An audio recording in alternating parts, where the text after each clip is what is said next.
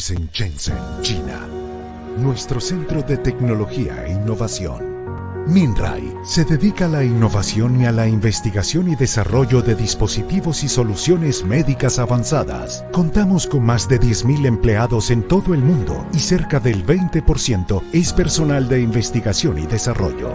Tenemos sucursales en más de 40 países y 8 centros de investigación y desarrollo: Silicon Valley, New Jersey, Seattle, Shenzhen, Pekín, Nanjing, Chengdu, Xi'an. Somos la solución total para la atención de la salud.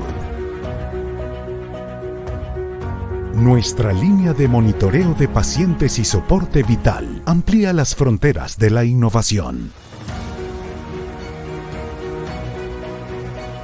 La línea de diagnóstico in vitro brinda precisión y eficacia para todos los laboratorios.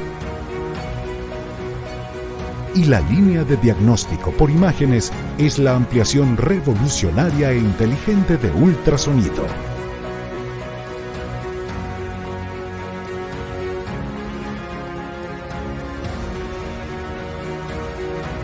Minrai, una plataforma global de investigación y desarrollo alineada con experiencia clínica. Inteligencia de zona, la tecnología que permite contemplar más posibilidades en el diagnóstico por imágenes.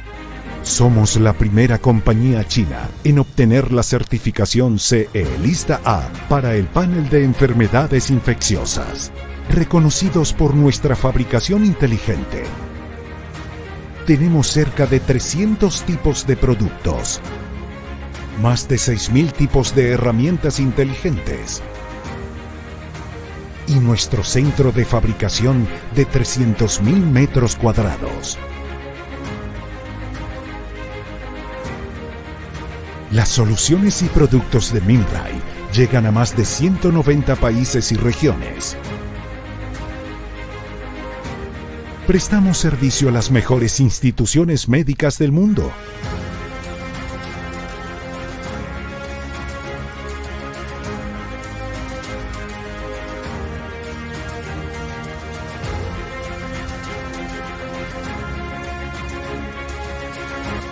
Prestamos servicio a más de 2/3 de los hospitales en Estados Unidos y a 19 de los 20 mejores hospitales en este país. Y brindamos servicio a más de 100 hospitales universitarios en Europa. Nuestra visión: salud al alcance de todos. Nuestra misión: mejorar las tecnologías de la salud para hacer más accesible la atención médica. Minrai, Healthcare Within Reach.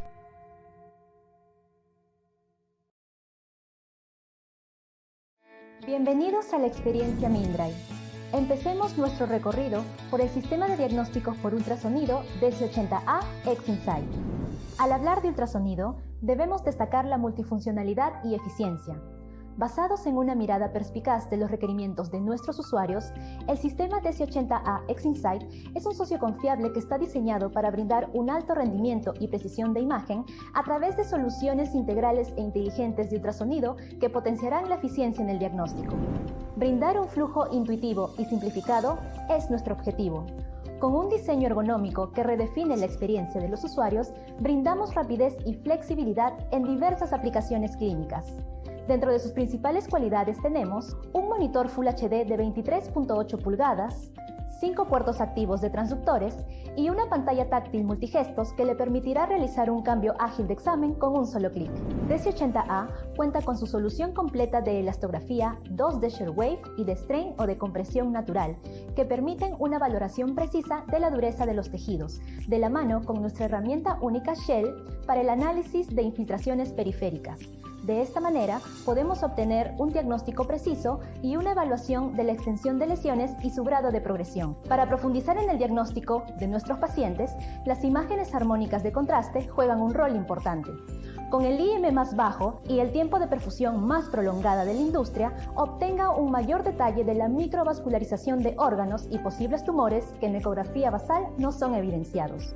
Con nuestra herramienta innovadora iFusion, obtenga fusión de imágenes de alto nivel y precisión a través de rastreos con sensores magnéticos y comparación ecográfica en tiempo real con datos previamente obtenidos de resonancia magnética y tomografía. Velar por un cuidado integral de la mujer es nuestra prioridad.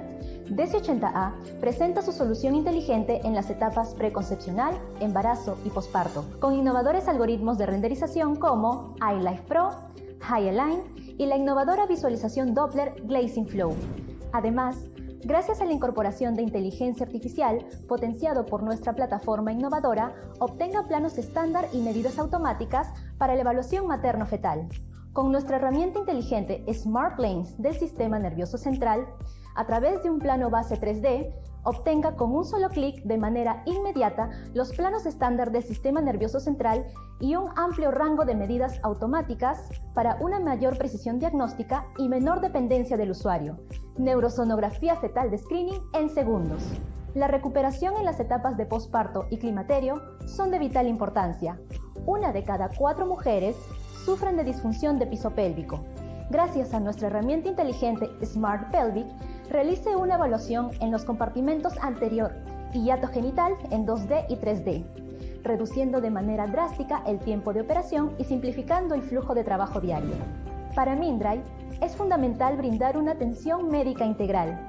Por tanto, DC80A X-Insight puede desenvolverse además en los segmentos de cardiología y puntos de cuidado. Si requiere mayor información, los invitamos a visitar nuestra página web oficial y empiece a vivir la experiencia Mindray.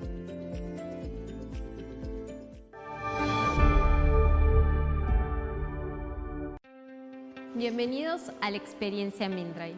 Comencemos nuestro recorrido por el sistema de diagnóstico Resona 7, la nueva forma de innovación para el ultrasonido. Mindray se encuentra en constante exploración para mejorar la experiencia del usuario.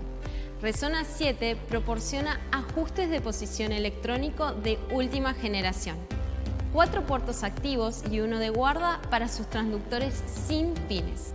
Una pantalla táctil con tecnología basada en gestos que ahorra mucho tiempo en el trabajo diario.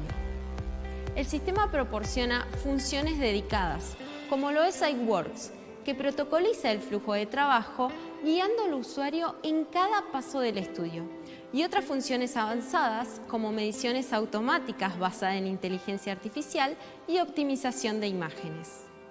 Resona 7, utilizando tecnología Sonography, proporciona una calidad de imagen excelente, que se logra mediante el uso de una serie de técnicas de vanguardia que incluyen adquisición acústica avanzada, que escanea por zonas en lugar de línea por línea, lo que resulta en una adquisición de datos 10 veces más rápida. Enfoque dinámicos de píxeles, que produce automáticamente imágenes perfectamente enfocadas en cada píxel, sin disminuir la cantidad de cuadros por segundo o la calidad de la imagen. HD Scope, que proporciona la máxima resolución espacial optimizada dentro de una determinada región de interés para obtener la mayor cantidad de detalles posibles de una estructura compleja. Sound Speed Compensation, muy útil para optimizar imágenes teniendo en cuenta la ecogenicidad de los diferentes tipos de tejidos en cada paciente. Resona 7 brinda una solución completa con toda una familia de herramientas precisas e inteligentes enfocadas en lograr un diagnóstico de calidad, incluyendo diferentes software específicos para cada especialidad. En radiología, elastografía ShareWave, V-Flow, fusión de imágenes, imagen de contraste. En cardiología, excelente imagen, tissue tracking, ecoestrés. En obstetricia y ginecología, iLife y Highline, Glazing Flow, Smart CNS, Smart Pelvic. Resona 7 es un explorador de ultrasonido inteligente y Mindray se dedica a ofrecer mayores valores clínicos en el ámbito médico al hacer que la revolucionaria tecnología de la ecografía sea más accesible. Si requiere mayor información, lo invitamos a visitar nuestra página web oficial y empiece a vivir la experiencia Mindray.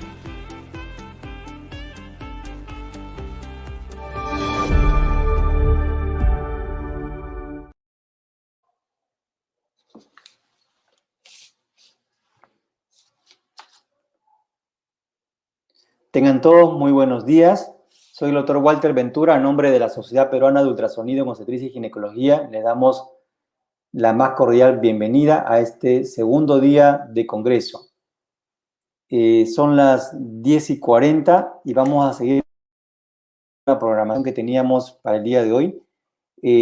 Tenemos el simposio programado sobre utilidad del Doppler en el diagnóstico y seguimiento del RCIU.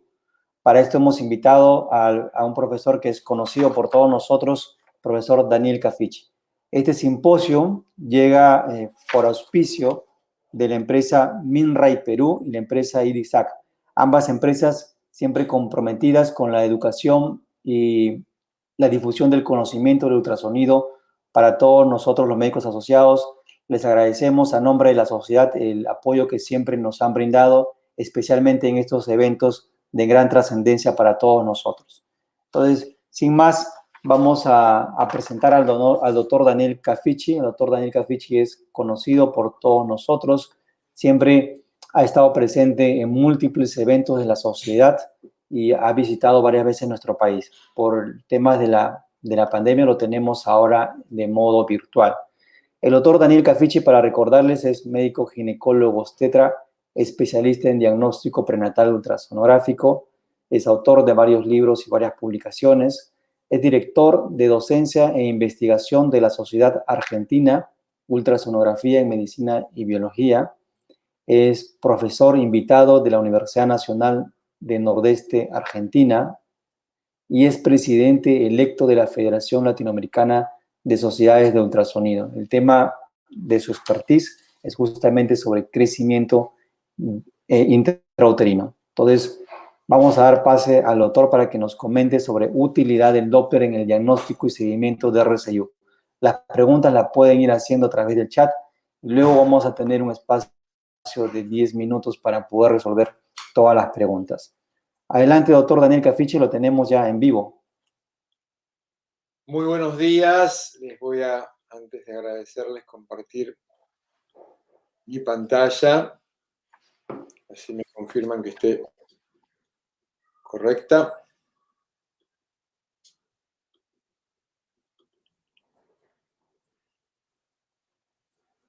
Ya estamos viendo su pantalla, doctor. Perfecto. Ahora la voy a ampliar. Bueno, primero quería agradecerles, doctor Ventura, por su amable presentación, a la Sociedad Peruana de Ultrasonido en Obstetricia y Ginecología por esta invitación a su congreso número 12.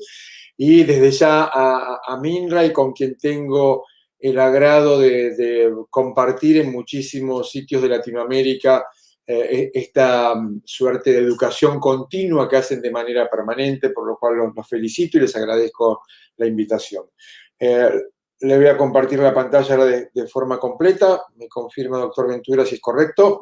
Se ve muy bien, doctor. Muy bien. Bueno, y sin más vamos a encarar el tema de hoy. Vamos a tratar de dejar 10 minutos para las preguntas, así que voy a extenderme hasta las 10:50 de su país, con la importancia del Doppler en el diagnóstico, seguimiento y toma de decisiones en fetos con restricción de crecimiento. Vamos a ir en etapas con esta presentación. Como ven ahí, la primera diapositiva tiene un número a la izquierda, el número 1, y el primer tema, que de manera sucinta les voy a presentar, es concepto, clasificación y definiciones. Porque suele haber una confusión en la literatura, en la práctica diaria, en la forma en que nos comunicamos, sobre dos términos, que son el bajo peso para edad gestacional y la restricción de crecimiento intraútero. Y me refiero a esto porque definitivamente no es lo mismo. Ustedes saben que un bajo peso puede ser un bajo peso constitucional, sin ninguna patología, que simplemente es pequeño porque su genética está predeterminada para que tenga un peso menor. Por lo tanto, no todo feto que esté por debajo del límite inferior, habitualmente percentil 10, percentil 5, va a ser una restricción de crecimiento, va a haber pequeños constitucionales. Por otra parte, hay fetos que crecen de manera inadecuada y que no caen por debajo del límite inferior de peso, porque tal vez tenían un estrato genético para nacer con 4 kilos, pero nacen con 3 kilos. Si uno lo lleva a la tabla de peso, es un peso adecuado, pero definitivamente no cumplió con su potencial de crecimiento y por lo tanto, no toda restricción de crecimiento va a ser necesariamente un bajo peso. El desafío entonces no es identificar al grande o al pequeño, sino a aquellos que tienen mayor riesgo de insuficiencia placentaria, dado que estos son los que tienen mayor riesgo de morbilidad perinatal. Para esa diferencia hemos seguido durante mucho tiempo esta secuencia. Este es el paradigma que teníamos hasta hace unos años, donde cuando nos encontrábamos con un feto de bajo peso, lógicamente a través de la anatomía ultrasonográfica, de los marcadores, tal vez de un estudio cromosómico, tratábamos de identificar a aquel que tenía una patología propia, al RCIU que llamamos intrínseco o intrínseco o enfermo, o sea, aquel que tal vez tenía una neuploidía o tenía algún proceso infeccioso o alguna malformación estructural y eso daba cuenta de su alteración en el peso. Ahora, si no encontrábamos nada estructural, era el Doppler de la arteria umbilical el que nos iba a clasificar en si el Doppler era anormal, en un feto con insuficiencia placentaria, y si el Doppler estaba normal, en un feto pequeño constitucional. Y esas eran las 3 divisiones que teníamos. Un gran número de pequeños constitucionales, o sea, pequeños pero sanos, un grupo menor de restricciones de crecimiento de causa placentaria y un grupo con alguna patología propia del feto, infecciosa, cromosómica, genética, etc. Ahora bien, para eso nos basábamos en la relación que hay entre la arteria umbilical con la suficiencia vascular y la perfusión placentaria. Sabemos que en una placenta normal la sangre va desde el feto hacia la placenta a través de las arterias umbilicales y si se encuentra con un territorio placentario amplio, muy vascularizado, nos va a devolver en el Doppler de la arteria umbilical un patrón de baja resistencia. Eso nos dice que si tenemos este patrón, la placenta debe estar sana y si la placenta está sana, debe estar mandándonos un buen caudal de sangre hacia el feto, con lo cual el feto seguramente tiene un correcto aporte de oxígeno y de nutrientes. Si esta placenta ahora está insuficiente por diferentes mecanismos de trombosis, isquemia y pérdida de territorio vascular placentario, definitivamente no va a generar, por un lado, un patrón de elevada resistencia porque se está oponiendo a la llegada de flujo. Ese patrón de elevada resistencia me va a decir, bueno, se supone entonces que esta placenta tiene una insuficiencia vascular que hace que la sangre no llegue bien y por lo tanto, si tiene una insuficiencia vascular, me va a estar enviando una pequeña cantidad de sangre hacia el feto y eso va a generar un déficit de nutrientes y un déficit de oxígeno.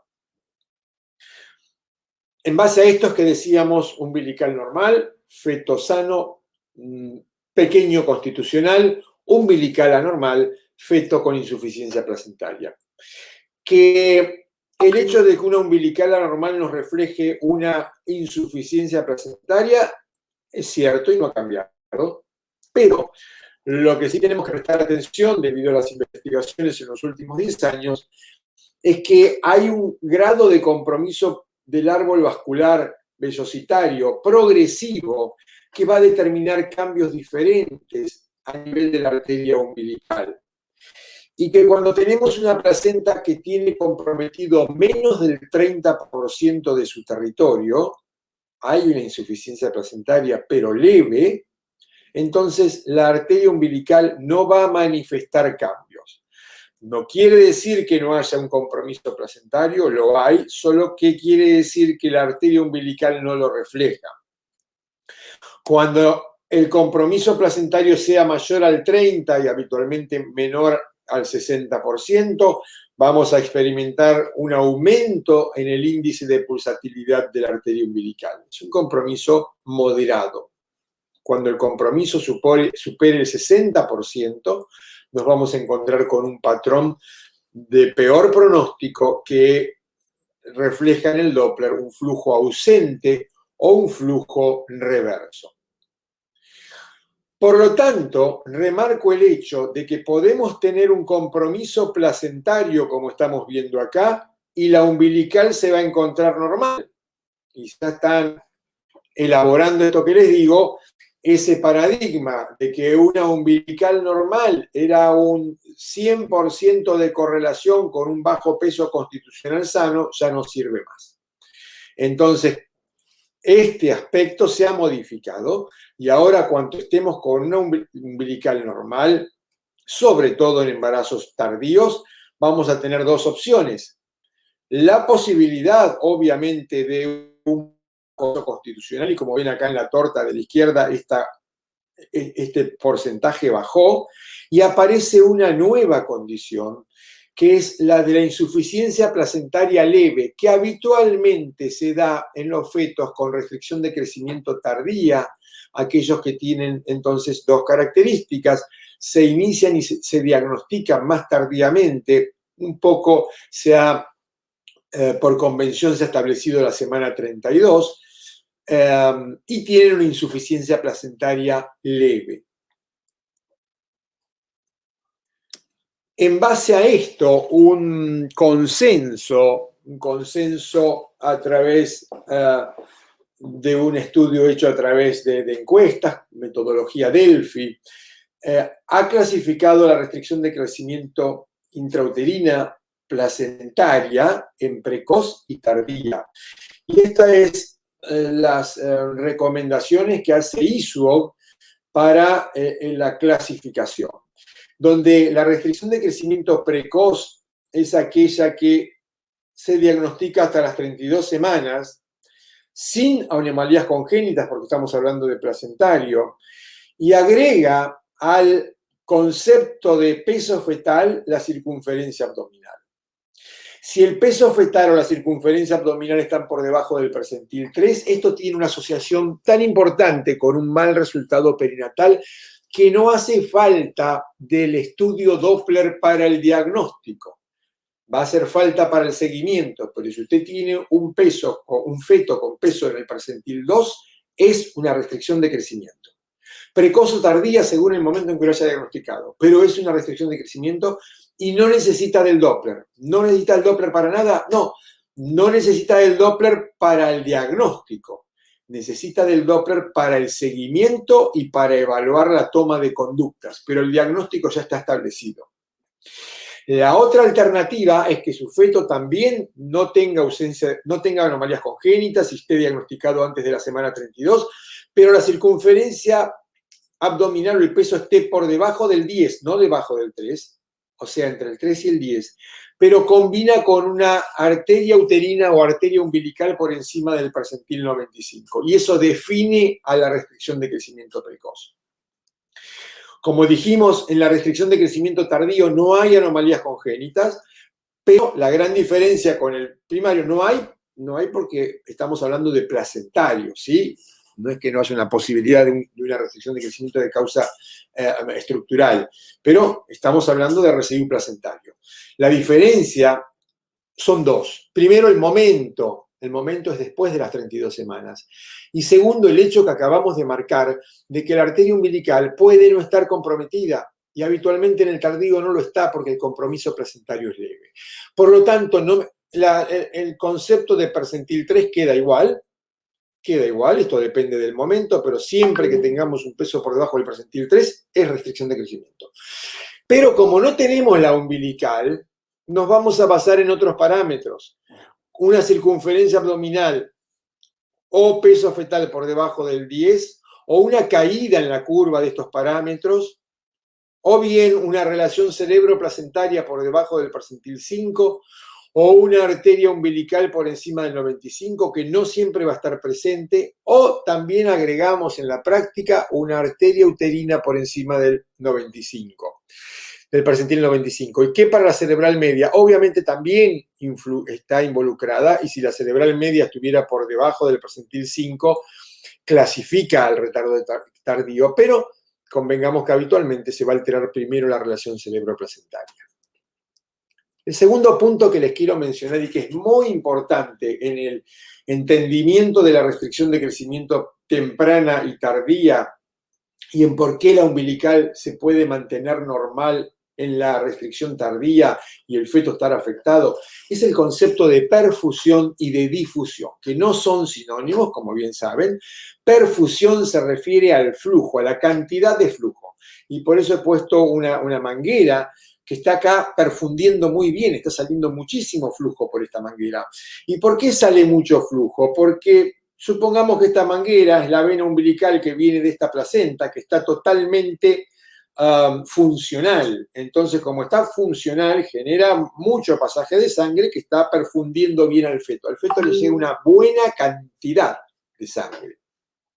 Ahora, si esta placenta se torna insuficiente y perdemos, por ejemplo, un 40%, 50% del territorio placentario, obviamente le va a llegar cada vez menos flujo al feto. Entonces, la cantidad de sangre que le está llegando es mucho menos, y obviamente si hay menos sangre, hay menos nutrientes, hay menos oxígeno. Otro tema es el de la difusión. La difusión es el pasaje de oxígeno en un sentido y la extracción de CO2 en el otro. Si la vellosidad difunde correctamente, esto se cumple de manera perfecta y es un poco independiente de la cantidad de sangre que llegue, porque puede estar llegando sangre, pero no hay una buena difusión. Entonces, si la difusión está alterada, esto se va a ver complicado. Entonces, tenemos que entender que hay dos procesos que involucran la llegada de nutrientes y, sobre todo en este segundo caso, de oxígeno al feto, que son la perfusión y la difusión. Y en la fisiopatología de la restricción de crecimiento placentaria, ambas están involucradas. Y sabemos que la perfusión, con los gráficos que les mostré antes, va a estar reflejada a través de la arteria umbilical y de la arteria eventualmente uterina, mientras que la cerebral media va a reflejar la difusión vellositaria y su efecto en el aporte de oxígeno. Visto de manera más detallada, una perfusión placentaria normal, una escasa cantidad de aporte de sangre, lo vamos a visualizar a través de la arteria uterina o lo vamos a visualizar a través de la arteria umbilical. Una difusión, y esto es lo que ocurre en trastornos vinculados con la preeclampsia y con la restricción de crecimiento precoz o temprana. Mientras que una difusión placentaria normal se va a objetivar en el estudio Doppler a través de la relación cerebro-placentaria y luego a través de la arteria cerebral media. Y esto es típico de la restricción de crecimiento tardío, y esto, bueno, explica un poco más todo lo que hemos venido hablando hasta acá. ¿Qué hay de la evolución de la restricción de crecimiento temprana? Bueno, de alguna manera les mencioné recién que en una placenta normal llega una buena cantidad de sangre al hígado a través de la vena umbilical. El ductus venoso va a ser el encargado de derivar un 30% hacia la circulación preferencial para darle nutrientes al cerebro, al miocardio, a los órganos supradiafragmáticos. El 30% restante va a ir al hígado y del hígado vuelve al corazón derecho para luego irrigar los territorios subdiafragmáticos, volver por las arterias umbilicales hacia la placenta. Estamos frente a una insuficiencia placentaria, la cantidad de flujo que le llega al feto por la vena umbilical disminuye. El feto reacciona cuando al hígado le llega menos sangre, entonces reacciona derivando una mayor cantidad hacia el corazón izquierdo para proteger los órganos nobles.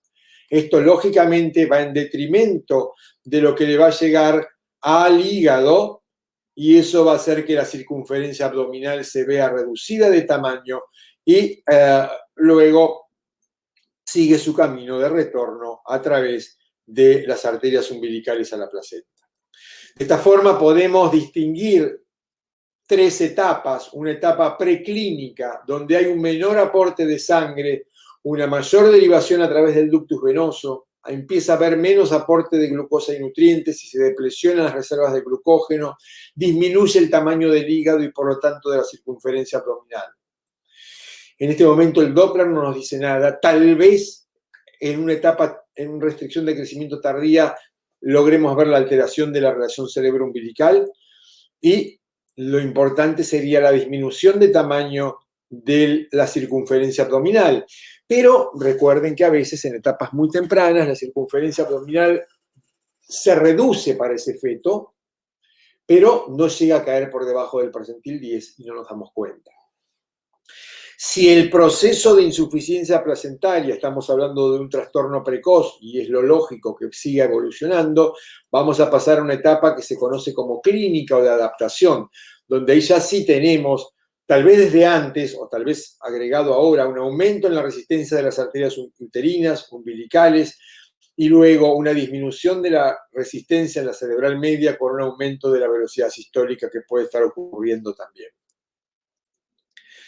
Si el proceso sigue avanzando, y es lo lógico que ocurre en una restricción de crecimiento tardía, si es que no tuvimos que terminar antes la gestación, entonces vamos a vernos frente a una etapa de descompensación, donde hay una hipoxia crónica o hipoxemia crónica, una acidemia, porque los órganos que tienen menos flujo están trabajando en anaerobiosis y generando ácido láctico. Falla cardíaca por la sobrecarga que la insuficiencia placentaria le genera a los órganos subdiafragmáticos, y esto se lo transmiten al corazón. Lesiones parenquimatosas en estos órganos que tienen menos aporte de oxígeno, y muerte fetal inminente. Los marcadores en esta etapa son la arteria umbilical con compromiso severo, sobre todo el flujo reverso, la vena umbilical con su patrón pulsátil, y sobre todo el marcador de oro es el ductus venoso con flujo reverso durante la contracción auricular. Resumiendo, en la restricción de crecimiento temprana, donde predomina la alteración en la perfusión, hay una pérdida de territorio placentario progresivo. Comienza con un aumento de la resistencia de la arteria umbilical que va a ser proporcional a cuánto a placenta se vaya afectando. Luego, al llegar menos sangre y menos oxígeno, va a llevar a la redistribución cerebral. Y en etapas más tardías, con la etapa de descompensación, vamos a ver la alteración de los flujos venosos, de los marcadores biofísicos, y sobreviene la muerte. En esta RCIU temprana, la latencia desde el diagnóstico hasta los cambios tardíos es de aproximadamente 4 a 6 semanas. Y va a depender del grado de pérdida de flujo diastólico en la arteria umbilical y de la edad gestacional. Cuanto más temprano es, mayor la tolerancia del feto para adaptarse a esta hipoxia. En la RCIU tardía, el punto número 4 que vamos a ver, algo ya mencionamos, un peso fetal estimado o circunferencia abdominal por debajo del percentil 3, estamos hablando de más de 32 semanas o más, o la caída en el peso fetal estimado o la circunferencia abdominal, combinado con habitualmente uterinas elevadas, relación cerebro-placentaria disminuida, cerebral media disminuida, que seguramente va a ser posterior a la relación cerebro-placentaria, y la arteria umbilical, que no sea una modificación habitual, no quiere decir que no la tengamos en cuenta si de repente aparece. ¿Cómo evoluciona esta restricción de crecimiento tardía? Bueno, y ¿cuáles son las características? El compromiso en la perfusión dijimos que era menor. Dijimos que tenía habitualmente un compromiso menor al 30%, y eso llevaba a que en una gran mayoría de casos la arteria umbilical no se alterara. Pero predomina la alteración en la difusión. Hay vellosidades que están presentes, que están recibiendo sangre, pero que difunden mal.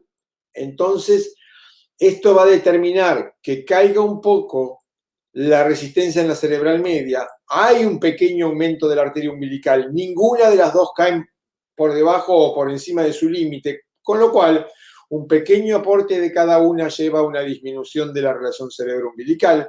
Luego, cuando se profundice el compromiso, va a disminuir la resistencia en la cerebral media. Adicionalmente, puede haber oligoamnios, alteraciones en el monitoreo, y la latencia desde el diagnóstico hasta el parto es más larga, hasta 9 semanas, y depende bastante de la alteración del Doppler cerebral.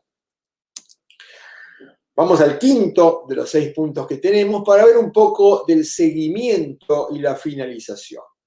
Y vamos a comenzar por algunos antecedentes, no de la paciente, sino algún background de información científica que tengamos, para tratar de responder a la pregunta habitual: ¿cuándo terminar? ¿Cómo vigilar? Y la balanza les está mostrando un balance entre la maduración fetal, entre la extracción temprana y la necesidad de una terapia intensiva, o la permanencia y la posibilidad de la muerte fetal. Entonces, primer antecedente que les quiero mostrar, este estudio del 2001, que tiene toda la vigencia, que nos muestra que la arteria umbilical y la arteria cerebral media y el líquido amniótico son marcadores crónicos que no nos sirven muchísimo para la toma de conducta, nos sirven mucho más, sobre todo en el retardo temprano, el ductus venoso y el perfil, el cardiotocograma, sobre todo computarizado para tomar conducta, porque son marcadores agudos. Este otro trabajo nos muestra más o menos lo mismo, es mismo en gráfica, donde ven que el Doppler del ductus venoso precede al perfil biofísico. Y este es un dato importante para que nos manejemos con evidencia. Voy a volver un poco sobre esto, pero fíjense acá lo que se le estoy dando en ese trabajo del grupo de Bayat del 2011, cómo cada parámetro Doppler nos indica el tiempo de progresión hacia una etapa más de mayor gravedad. Y en base a eso vamos a hacer la vigilancia. Yo sé que si lo único que tengo es una arteria umbilical con índice de pulsatilidad elevado, es probable que no ocurra absolutamente nada hasta 12 días después. Por lo tanto, lo puedo ver cada 2 semanas o cada 10 días, si quieren, y voy a estar un poco en tiempo para detectar cambios. Ahora, si ya tengo flujo ausente, el tiempo estimado de progresión es mayor, 5 días, y lo voy a tener que seguir 2 veces por semana. Si el flujo es reverso, en 2 días puede haber una progresión, lo tengo que seguir 3 veces por semana.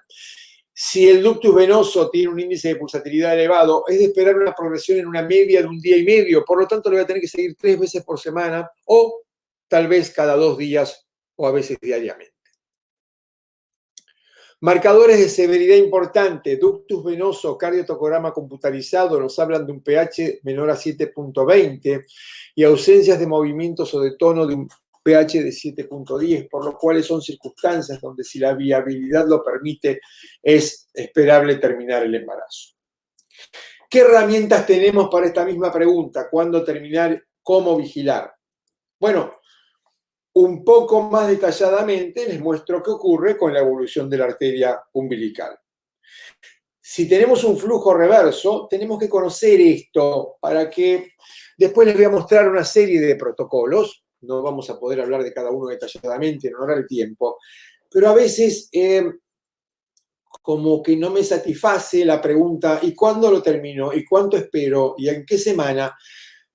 Lo ideal es que uno puede ver protocolos y tomar algún protocolo, pero es conocer la evidencia para ver en nuestro lugar de trabajo, con nuestra realidad, con nuestra terapia, con nuestras herramientas, qué es lo que voy a adoptar como norma y conducta, que a veces puede ser tomar la conducta de otro.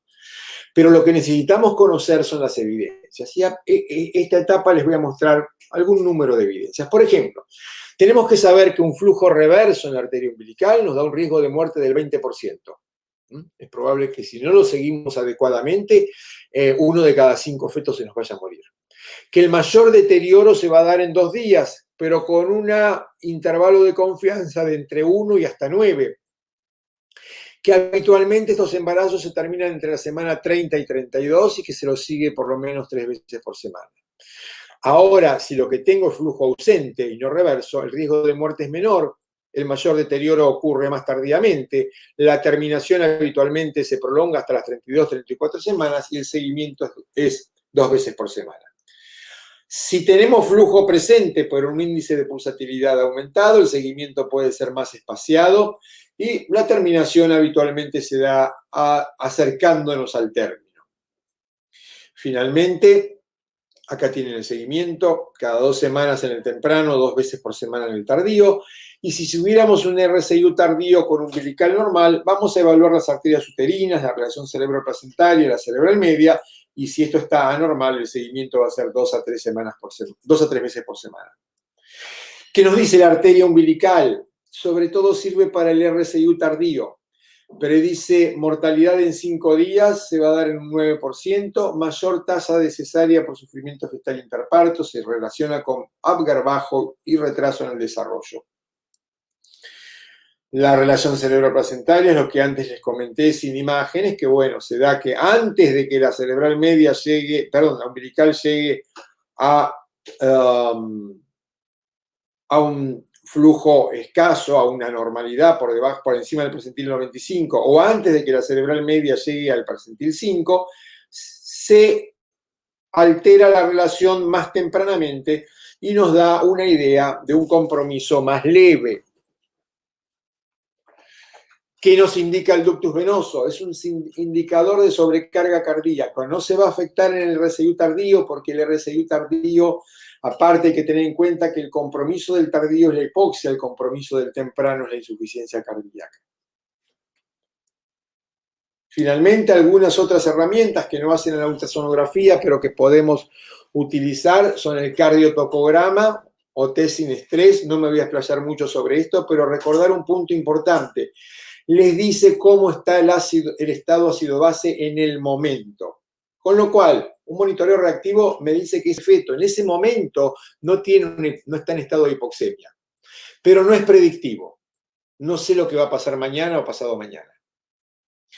Por otra parte, un no reactivo tiene bajo valor predictivo positivo. Solamente el 50% van a estar en hipoxemia porque puede deberse a alteraciones madurativas del feto ese resultado. Como ven, los cambios de lo que evalúa el cardiotocograma van aumentando según aumenta la edad gestacional. Otro parámetro que podemos usar en nuestro medio es el perfil biofísico, que todos ustedes saben que tienen 2 componentes. Nuevamente lo mismo, me va a dar el estado ácido-base del feto en el momento, no me dice cómo está mañana, porque no tiene una predicción como lo puede tener, les mostré recién cuánto tardaba ante una umbilical alterada en observarse un peor pronóstico. De estas 5 variables pueden usar la forma modificada, la frecuencia cardíaca, o sea, las aceleraciones y el bolsillo vertical del líquido amniótico, y si esto estuviera alterado, siguen con los demás. Si esto está normal, pueden quedarse con lo normal. Acá está la relación entre mortalidad perinatal y el puntaje de Apgar, del perfil biofísico, y finalmente un uso típico del perfil biofísico. Confieso que en mi medio, en mi país, no lo utilizamos mucho, prácticamente nada, pero pueden utilizarlo, por ejemplo, para verificar la situación de un cardiotocograma no reactivo. Ante un cardiotocograma no reactivo, donde la duda está, ¿será inmaduro el sistema neurovegetativo o será un feto con trastornos en su pH? Bueno, entonces ante ese monitoreo no reactivo pasamos a un perfil biofísico, y si el perfil biofísico está adecuado nos quedamos tranquilos. Finalmente, una herramienta que no tenemos en Latinoamérica, el cardiotocograma computarizado, así que simplemente se los menciono. Nuevamente, a pesar de que es mucho más predictivo y que en Europa se utiliza combinado con el ductus venoso para monitorizar embarazos con restricción de crecimiento temprana, asesora nuevamente bienestar en el momento y no predice evolución. Vamos finalmente a otro tipo de evidencias para ver cuándo hacemos la finalización, y luego en los últimos minutos repasamos muy brevemente algunas normas, básicamente para que sepan que existen y las puedan ir a buscar. ¿Qué evidencias tenemos para terminar un embarazo? ¿Por qué lo termino hoy y no mañana? ¿Por qué espero una semana? Bueno, la edad gestacional es un factor muy importante. Tenemos que tener en cuenta que el problema de un feto con restricción de crecimiento intraútero no es solo la alteración en el aporte de nutrientes, obviamente que lo es, no es solo su compromiso de hipoxia que se prolonga en el tiempo, sino que lo es la prematurez. Y una terminación muy temprana tiene un alto grado de mortalidad perinatal, no necesariamente el que se le muere al obstetra es una muerte, también el que se le muere al neonatólogo es una muerte inherente a la patología que estamos manejando y de cómo la manejamos. Y tiene un alto grado de complicaciones mayores. Por eso es que habitualmente la conducta antes de las 26 semanas es expectante y solamente se toma conducta por causas maternas, porque ese feto que saquemos antes de las 26 semanas puede depender un poco de la terapia que tengamos, pero habitualmente va a tener una tasa muy elevada de mortalidad perinatal. No se nos murió a nosotros porque lo sacamos, pero se muere al día siguiente. Y si sobrevive, va a tener una elevada tasa de complicaciones. A medida que avanza la edad gestacional, obviamente disminuye la mortalidad, que son las barras grises, y la morbilidad, que es la línea azul. Llegamos a un estado de bastante tranquilidad entre las 32 y las 35 semanas, y acá vuelve a subirse el temor a la muerte súbita que puede ocurrir en las últimas semanas y por lo cual muchas ocasiones en semana 38 se está tomando una conducta. Las complicaciones mayores, bueno, esto indica cómo aumentan a partir de la semana 30, es un buen punto de corte, por eso en base a esto se basan todas las conductas de cómo terminamos una gestación. Lo mismo, mostrado de otra manera, como la sobrevida y la sobrevida sin secuelas hasta la semana 27 mejora 2% por día. Por lo tanto, si ustedes pudieron dejar un feto inútero una semana más, la mortalidad y la sobrevida sin secuelas se altera mucho, disminuye la mortalidad un 14%, disminuye la morbilidad otro 14%. Hay 3 evidencias que les voy a comentar antes de pasar a las normas, que son 3 estudios, el GRID, el TRAFL y el DIGITAT, que todo obstetra debiera conocer. El GRID, rápidamente, ¿qué nos propuso el GRID? Bueno, obstetras que no sabían si terminar la gestación o no terminar la gestación en base a lo que estaban encontrando, entonces se los randomizó. A un grupo se les dijo, ustedes maduran y terminan el embarazo. Al otro grupo se les dijo, ustedes esperen hasta que teman mucho y lo tienen que sacar. ¿Qué pasó? El intervalo medio entre un grupo y otro fue de 4 días. La media que se animó a esperar el grupo que le dijeron espere. Pero esos 4 días alcanzaron para que tuviéramos algunas diferencias. La muerte, obviamente, en aquellos que lo terminaron de inmediato, ¿sí? Y aquellos que esperaron, la muerte antes del alta fue lo mismo. No cambió para los fetos o recién nacidos la mortalidad. La mortalidad combinada fue la misma. No mejoramos tomando una conducta u otra. Pero obviamente, si ustedes se apuraron a sacarlo, tuvieron menos mortalidad in útero, ¿sí? Y si esperaron, tuvieron más mortalidad in útero. Ahora, fíjense en cuanto a la morbilidad, hubo una mayor tendencia a las complicaciones en el grupo que se apuró a terminar el embarazo. Visto a distancia esto, se encontró que en el grupo que terminó rápidamente la gestación, el grado de parálisis cerebral el porcentaje fue del 10% versus ningún caso en aquellos que esperaron. Y muchas veces van a escuchar el beneficio de esperar según lo propuesto por el estudio GRID. El estudio TRAFL randomizó en 3 grupos: cardiotocograma, ductus venoso con aumento de la pulsatilidad o esperar hasta el ductus venoso reverso. Y fíjense que la mejor sobrevida sin secuelas se dio en el grupo que esperó hasta la alteración del ductus. Obviamente, la mortalidad in útero aumentó. Finalmente, el DIGITAT, que nos muestra que en fetos con sospecha de RCIU a las 38 semanas, si comparamos inducción versus expectante, no hay diferencia significativa entre la mortalidad, el APGAR, el ingreso a terapia intensiva y la tasa de cesáreas. Por lo tanto, llegado a las 38 semanas, la recomendación a partir de esta evidencia es que se puede inducir el parto por esa curva en ascenso que podía hablar de mortalidad que les mostré previamente. A las 37 semanas no cambia mayormente, pero hay un poquito más de ingreso a UTIN, a unidad de terapia intensiva, por lo tanto, por eso se tiende a esperar hasta las 38 semanas. Finalmente, les quiero mostrar, porque no hay tiempo, pero bueno, lo pueden consultar en la literatura y tienen las citas, mostrarles que hay muchos protocolos. Este es de la Sociedad del Colegio Real de Obstetras y Ginecólogos de Gran Bretaña. Este es de la Sociedad Alemana de Ginecología y Obstetricia. Estas son las guías de ISO que están libremente publicadas en la revista blanca o en la página de ISO, que las pueden ir a buscar. Estas son las guías de Bayat en Estados Unidos. Estas son las de la Fundación de Medicina Fetal de Londres, que combina un poco de los distintos protocolos. Estas son las del Clinic de Barcelona. Y, perdón, me he ido para atrás, con lo cual hablar de cada una de estas sería muy tedioso y largo, pero les resumo acá las coincidencias.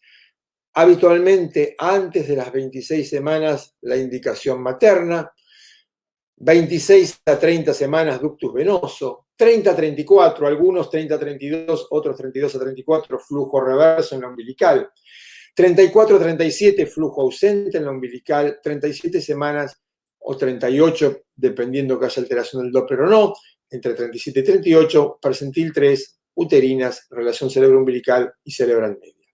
Diferencias entre algunas guías y las otras, sobre todo entre las europeas y las de Estados Unidos y Fundación de Medicina Fetal de Londres, la incorporación del perfil biofísico y del cardiotocograma. Por lo tanto, recordar intervenir de manera adecuada, acordes con las evidencias que les mostré, acorde con los protocolos que puedan leer y acorde con su realidad, no tomar el primer protocolo que nos cae y ver si realmente se adapta o no.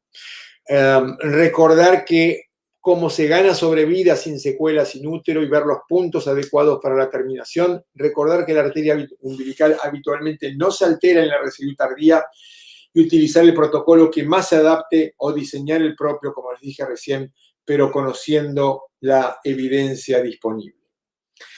Antes de agradecerles, les quiero anunciar un evento que nos compromete a toda Latinoamérica, que es el 20º Congreso de la Federación Latinoamericana de Sociedades de Ultrasonido, la FLAUS, que se va a desarrollar durante los días 9 y 10 de julio del 2021,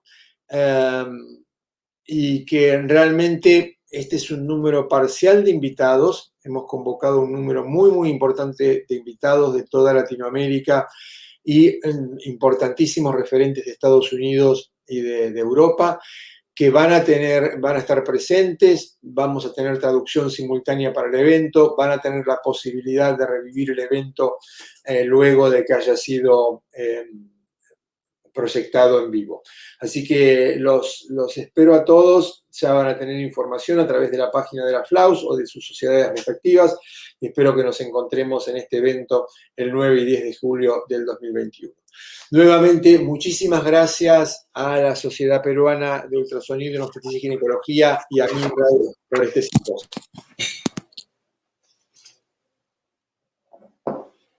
Doctor Daniel Cafichi, muchas gracias por la brillante presentación y por el resumen de actualizarnos sobre este tema tan importante como es restricción de crecimiento intrauterino. Vamos a ir leyendo algunas preguntas que nos han puesto en el chat. Yo también tengo aquí algunas preguntas de mi parte.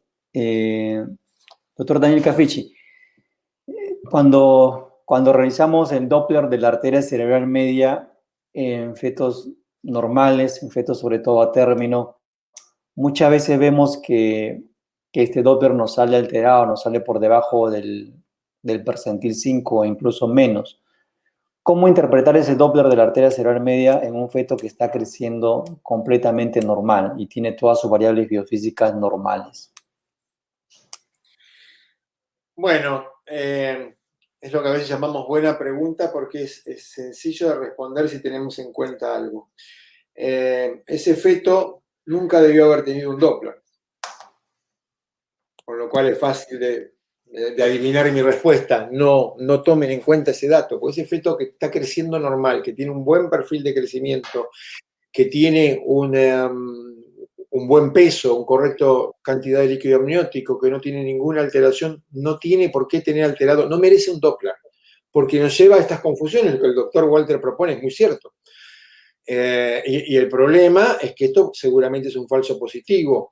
¿Por qué? Porque la cerebral media tiene mucha variabilidad y es importante cuando estamos en un feto comprometido, sí, tomarnos el tiempo de repetirla una y otra vez y ver cómo se correlaciona con la clínica. O muy frecuentemente porque la madre está en una camilla recostada, nosotros estamos presionando un poco la calota o el abdomen de la madre para lograr hacer el Doppler, entonces la madre empieza a tener un menor flujo por su arteria aorta, una menor perfusión placentaria, y el feto hace una suerte de hipoxia aguda con una redistribución cerebral. Es el famoso efecto Poseiro que describieron los uruguayos. Eso puede ocurrir, lo evitamos, los falsos positivos del Doppler los evitamos no haciendo Doppler cuando no está indicado. No hubo oportunidad que lo dijera en la charla, no tenemos que hacer Doppler para rastreo de restricción de crecimiento intraútero, ¿sí? Sino que tenemos que hacer, es más, acabo de comentar que el feto puede tener una insuficiencia placentaria leve y tener un umbilical normal, tampoco lo van a identificar. No sé si quedó claro, doctor Ventura.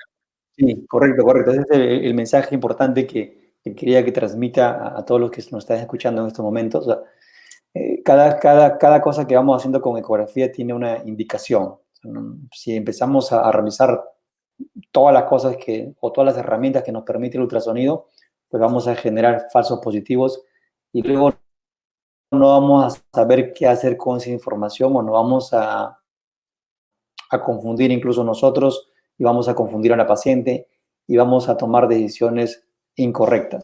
Entonces, tomando las palabras del doctor Daniel Cafici, a realizar Doppler de la arteria cerebral media solamente aquellos fetos que tienen indicación de Doppler, no realizarlos en fetos que están creciendo completamente normales. Muy bien, doctor. Luego tenemos aquí una pregunta. El doctor Carlos Omar Yaxahuanga pregunta: buen día, el doctor menciona respecto al valor predictivo del cardiotocograma, no predice qué va a pasar mañana, pero un NST reactivo, ¿cuántas horas de seguridad nos puede brindar en forma general, ¿no? Es decir, le hacemos un NST y nos sale que es un NST reactivo. O sea, ¿cuánto tiempo de seguridad tenemos? Bueno, doctor, yo le agradezco al que hace la pregunta que me esté sobrevalorando tanto, como que tengo una bola de cristal. La verdad que no hay una respuesta exacta a eso. Habitualmente se repite en 12 horas o 24 horas, dependiendo de la gravedad del caso y de la necesidad. Sabemos que no podemos tomarnos una semana por el solo monitoreo, porque no me va a predecir en una semana. Pero tampoco sé en cuántas horas vence, porque cuando un test vence, por así llamarle, no es que sepamos que vence. Cuando yo les dije, bueno, la arteria umbilical alterada me garantiza 10 días más. 10 días más, pero el intervalo de confianza va entre 2 y 15 por ahí. O sea que en algunos van a ser 2 y en otros van a ser 15. Cuando decimos que el monitoreo no me predice futuro es porque, bueno, está en una media de 24 horas. Si en su feto va a pasar en 2 horas, bueno, no podemos tener a la madre conectada permanentemente. Entonces, habitualmente, según la gravedad y según el estado y según los otros parámetros, porque no va a ser la única toma de conducta, lo podrán como mucho repetir en el día, si se hizo a la mañana y lo quieren hacer a la tarde, o a lo sumo al día siguiente. Reitero que no es una herramienta que utilicemos muchísimo. Tiene mucho falso positivo, así que hay que manejar el monitoreo con muchísimo cuidado también, porque todos sabemos que cuando empezó el monitoreo a tomar popularidad, bueno, ganamos un gran aumento del número de partos operatorios con las consecuencias que ustedes llegan a tener. Sí, de acuerdo, ¿no? Entonces el monitoreo lo que tenemos con ecografía, pero igual hay que conocer los valores predictivos positivos y valores predictivos negativos que nos estaba mencionando el doctor, ¿no? Y hay que hacer la interpretación adecuada porque de todo, si interpretamos incorrectamente, vamos a tener seguramente una decisión también incorrecta. Luego, otras veces, cuando realizamos el ultrasonido, encontramos, vamos a poner ejemplos claros, un embarazo de 33 semanas cuyo peso está por debajo del percentil 1, el líquido amniótico está en valor límite inferior, la flujometría Doppler es normal. Entonces ahí estamos frente a un caso de residuo severo por el peso estimado en el percentil 1. Es un bebé que luce normal, no tiene ningún tipo de malformación. ¿Qué recomendación nos daría ahí? ¿Valdría la pena esperar, monitorear con la flujometría Doppler, con la cardiografía?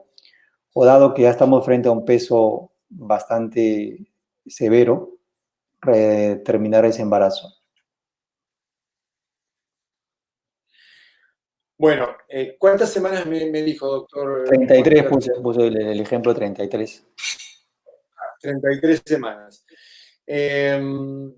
Bueno, en base a las evidencias que les di, y si ustedes se toman el trabajo de revisar cada una de las normas que también les mostré, ninguna norma toma el líquido amniótico como herramienta para la toma de conductas.